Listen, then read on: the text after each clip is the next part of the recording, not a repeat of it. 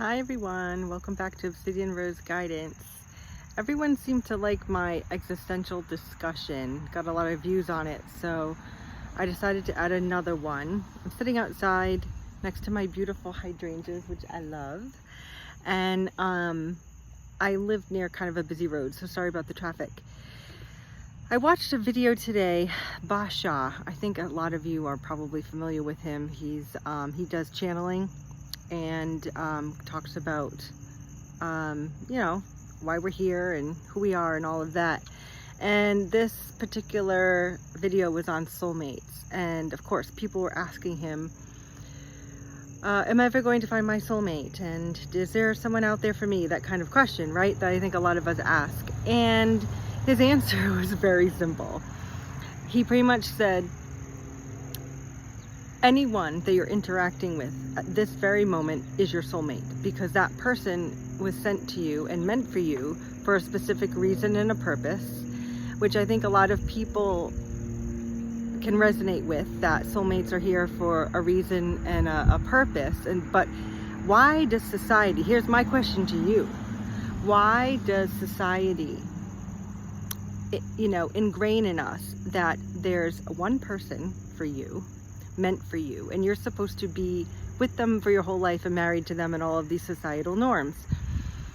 And that would have been my question to him if I were at his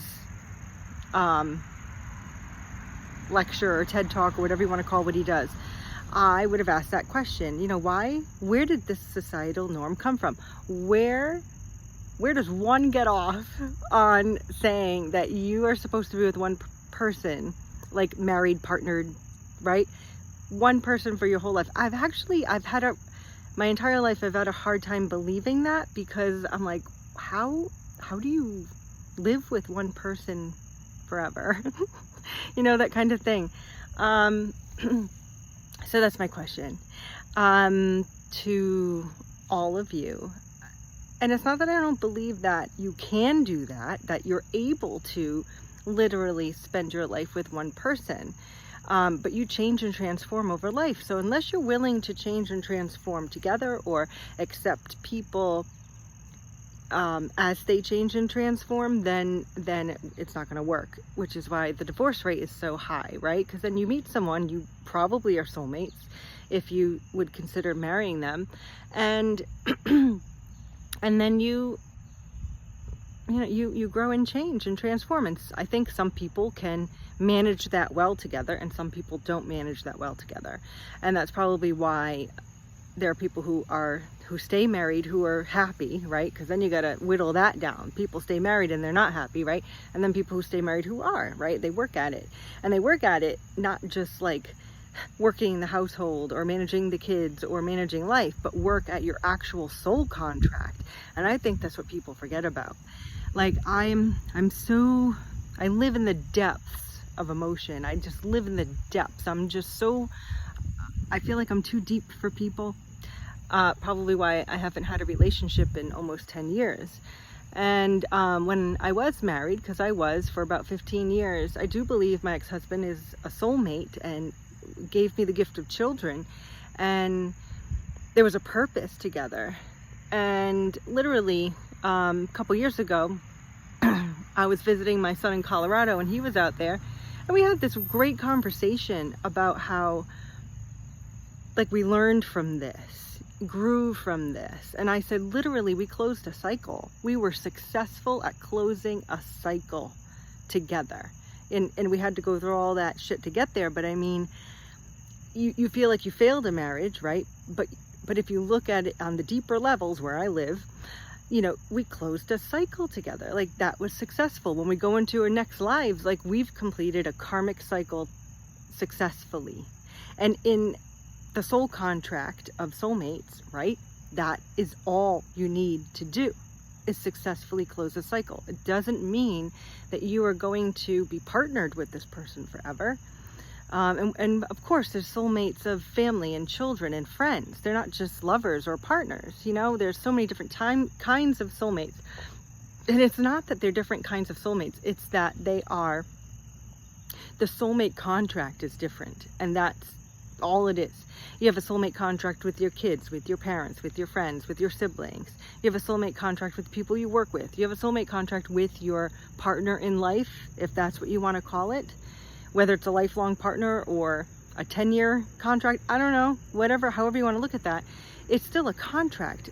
And contracts typically expire. You know, if you want to be logistical about this, you know, so I want to say, like, because I live in the depths and I'm so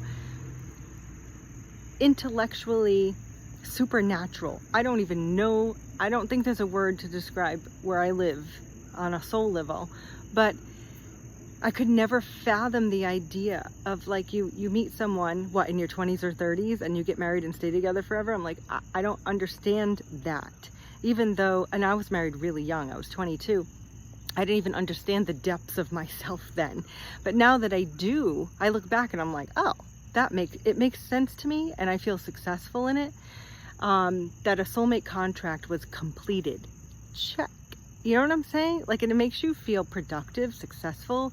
It makes you feel that you have successfully completed something because the timeline was out. You know, the time was up on it and you've completed the cycle. So the way that I'm approaching soulmates is that it's a contract. It could be a 5-year contract, a lifelong maybe many lifetime contracts. You're going to interact with this person like for many lifetimes, right? It's a contract. It's a soul contract, and you have a lesson together. Now, whether this person's your best friend, your marriage partner, or, you know, your children or parents, it is a contract nonetheless. They're just different contracts. They have different terms and conditions. And that's how I see soulmates. And when I heard his, I was like, that makes complete sense to me. Makes complete sense to me that this guy is saying a soulmate is whoever's in front of you at that point that is teaching you a lesson. And likely, if they are a true soulmate, you're teaching them a lesson as well. This is a reciprocal contract. So yeah, I wanted to put that out there today.